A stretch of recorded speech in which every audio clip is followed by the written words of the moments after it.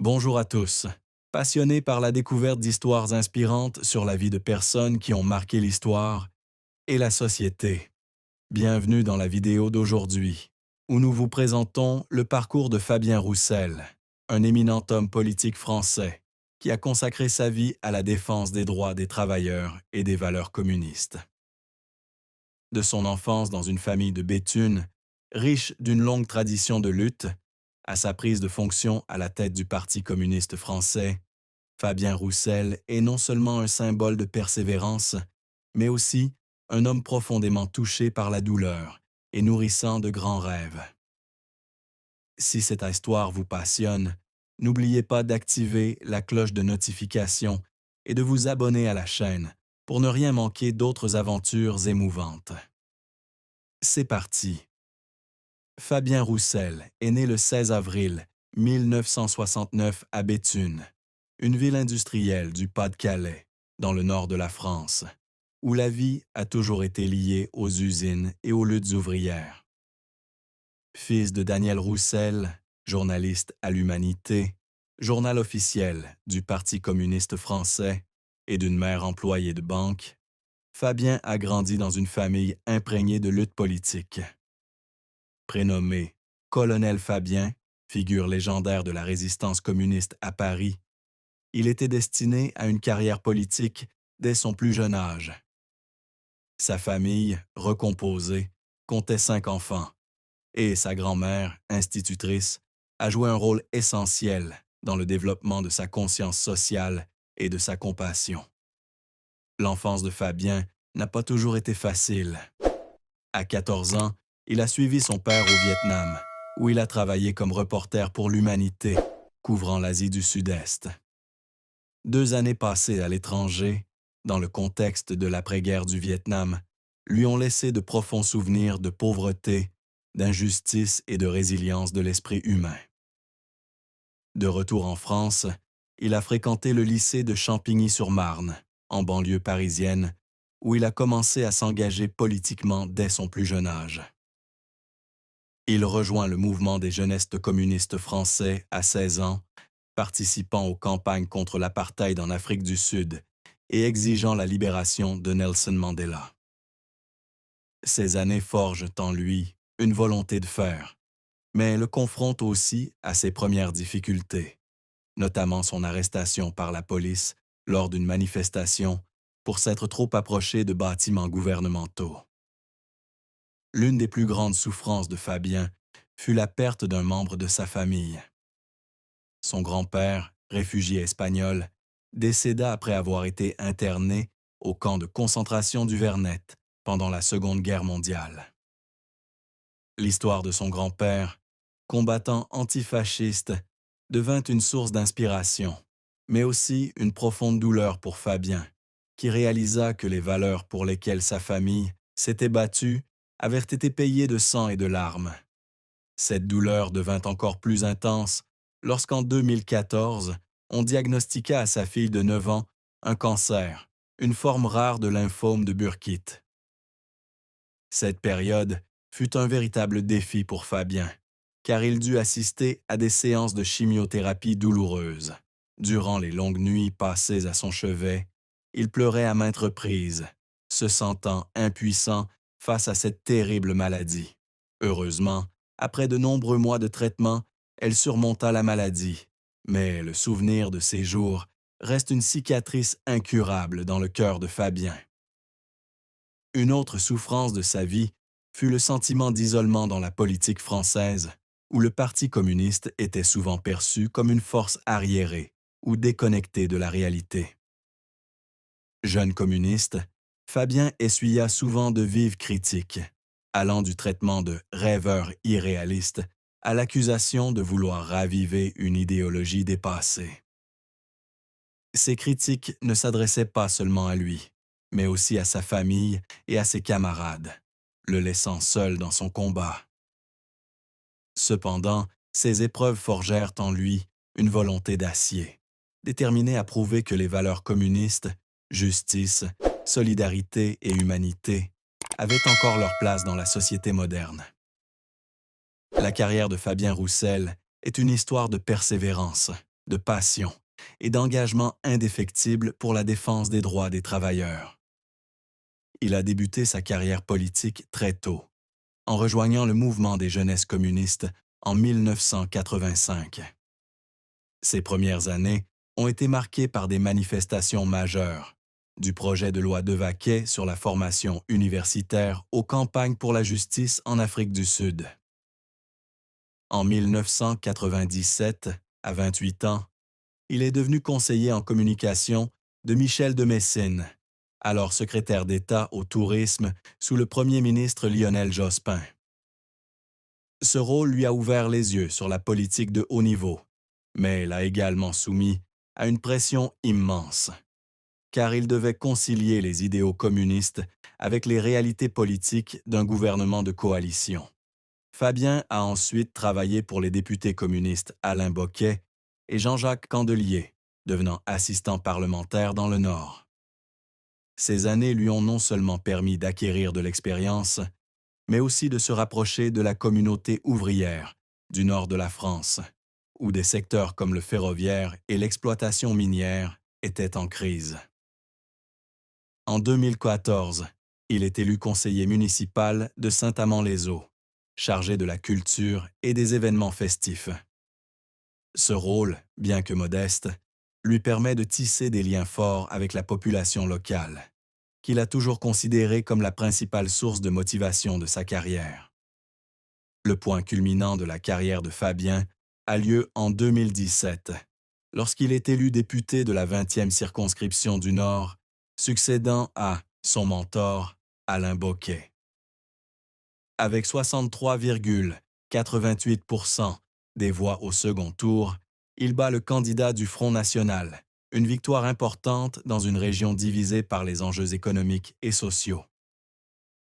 En 2018, il est élu secrétaire général du Parti communiste français, devenant ainsi le plus jeune dirigeant du parti depuis des décennies. Sous sa direction, le parti a cherché à se réinventer, se concentrant sur des questions concrètes telles que l'augmentation du salaire minimum, la réduction du temps de travail et la protection de l'environnement, plutôt que sur des slogans idéalistes. Cependant, la carrière de Fabien n'a pas toujours été de tout repos. Lors de l'élection présidentielle de 2022, il se présenta sous la bannière du Parti communiste, mais ne remporta que 2,28% des voix, terminant 8e au premier tour. Un résultat décevant pour un parti qui a marqué l'histoire de France. Cette défaite laissa Fabien déprimé, estimant ne pas avoir réussi à transmettre son message aux électeurs. Il confessa un jour qu'il y avait des nuits où il ne parvenait pas à dormir, se demandant s'il était vraiment assez fort pour diriger le parti et apporter le changement dont il rêvait.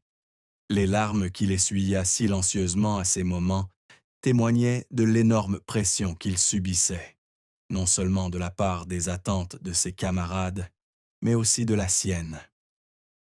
Une autre défaite survint lors des élections législatives extraordinaires de 2024, lorsqu'il perdit son siège face à Guillaume Florquin du Rassemblement national.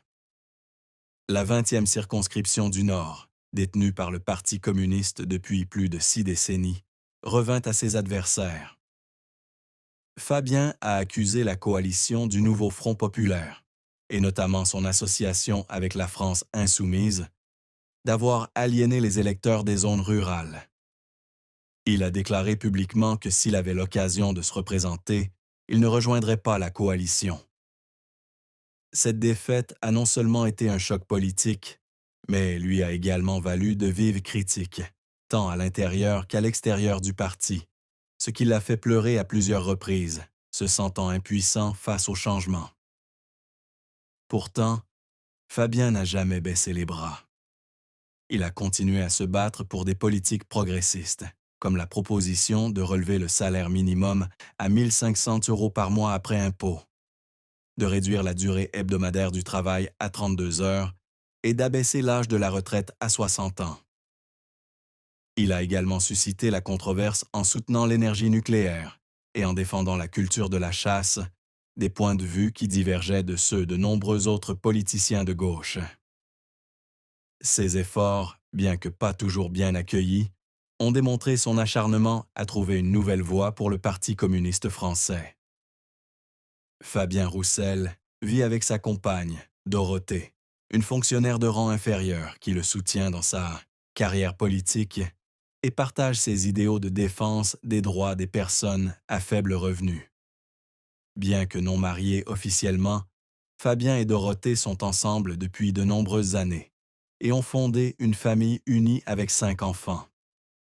Dans son livre « Ma France, heureuse, solidaire et digne », paru en 2021, Fabien évoque sa relation avec Dorothée, la décrivant comme une femme forte et dévouée, qui a toujours été d'un grand soutien dans les moments les plus difficiles. Cependant, une révélation choquante du livre est que Dorothée a été diagnostiquée avec une hépatite C chronique, une maladie qui peut entraîner de graves complications si elle n'est pas traitée rapidement. Fabien raconte avoir appris la nouvelle tard un soir, lorsque Dorothée l'a appelé de l'hôpital après un examen de routine. Sa voix tremblante au téléphone lui a fait un pincement au cœur. Il est rentré chez lui ce soir-là, les larmes aux yeux, pensant à la douleur que traversait sa compagne.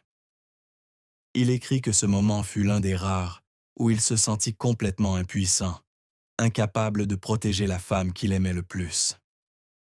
Bien que Dorothée ait suivi un traitement et soit désormais en pleine forme, les années de lutte contre la maladie ont laissé à Fabien une profonde peur de perdre son être cher. La maladie de Dorothée n'était pas seulement un défi personnel. Elle a aussi fait réfléchir Fabien aux injustices du système de santé français. Sa détermination à lutter pour la réforme de l'hôpital public s'est renforcée, puisqu'il a coécrit en 2020 le livre « Refonder l'hôpital public ». Il a écrit que les journées passées à accompagner Dorothée à l'hôpital lui ont fait prendre conscience de l'importance d'un système de santé équitable, où chacun, sans distinction de richesse ou de pauvreté, puisse accéder à des soins de qualité. Les larmes qu'il a versées pour Dorothée ne sont pas seulement dues à sa douleur personnelle, mais aussi à sa profonde empathie pour les millions de Français confrontés aux mêmes difficultés. Bien que non mariés, Fabien Roussel et Dorothée ont bâti une relation durable fondée sur le respect et l'amour. Dans le livre « Ma France », Fabien décrit Dorothée comme une femme intelligente, résiliente et au grand cœur.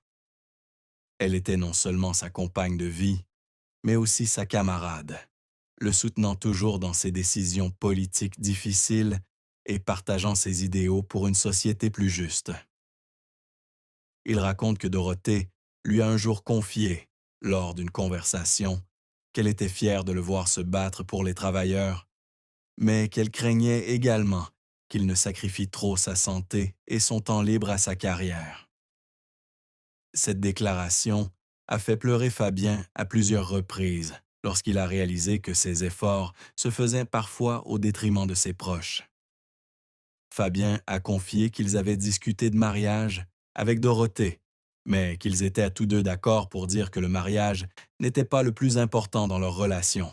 Ils se concentrèrent plutôt sur la construction d'une famille heureuse et l'éducation de leurs 5 enfants dans un environnement aimant.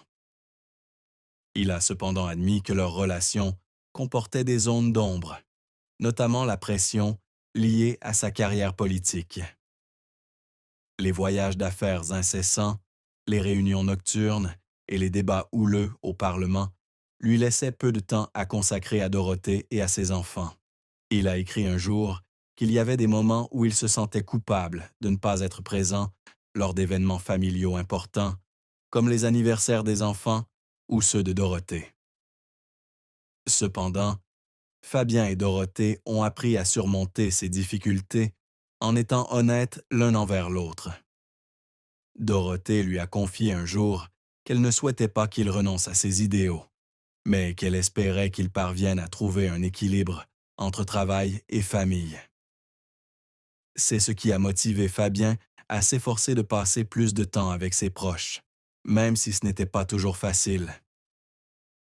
Il a confié qu'il rêvait du jour où Dorothée et lui pourraient vivre une vie plus paisible ensemble, peut-être après sa mission politique. Il a toutefois admis que le chemin à parcourir était encore semé d'embûches et qu'il n'était pas certain de pouvoir réaliser ce rêve. Réaliser ce rêve. Réaliser ce